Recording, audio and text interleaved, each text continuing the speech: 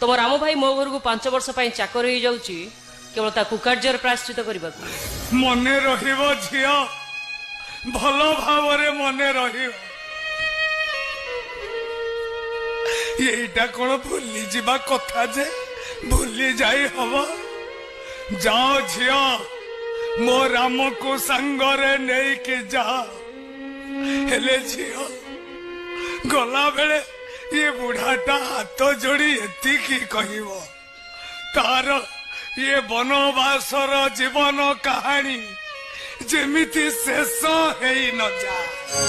सुखर गणा दुखर भासुची